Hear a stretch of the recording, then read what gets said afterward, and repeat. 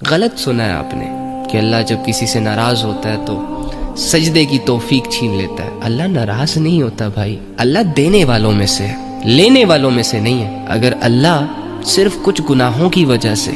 کچھ خطاؤں کی وجہ سے انسان سے سجدے کی توفیق چھیننے لگ جائے تو فرشتے ہی رہ جائیں گے پھر اللہ کو سجدہ کرنے کے لیے، کیونکہ عام انسانوں کے لیے تو یہ چیز پاسبل نہیں ہے کہ وہ ویسی اللہ کی عبادت کرے جیسے کہ اللہ ڈیزرو کرتا ہے۔ اگر اللہ رب العزت انسانوں سے سجدوں کی توفیق ہی چھیننے لگ گیا تو انسانیت تو بہت بڑی مشکل میں پھنس جائے گی۔ تم گنہگار ہو، تم نے نہ چاہتے ہوئے اس کی کوئی نافرمانی کر لی، بھٹک گئے، بہک گئے، حالانکہ تم بھٹکنا نہیں چاہتے تھے اور اللہ تم سے سجدے کی توفیق ہی چھین لے۔ یہ والا سسٹم تمہیں نہیں لگتا کہ تمہارے رب کے ساتھ سوٹ نہیں کرتا؟ آپ نے اپنے آپ کو جج کرنا ہے، شوق سے کرے، لیکن اپنے چھوٹے سے دماغ سے، جس کو یہ دنیا ہی نہیں سمجھ آ رہی، اس دماغ سے اپنے رب کو مت جج کیا کریں۔ وہ رب جس کی رحمت نبی صلی اللہ علیہ وآلہ وسلم نے لوگوں کو سمجھائی، جس کے محبت کے جذبے نبی صلی اللہ علیہ وآلہ وسلم نے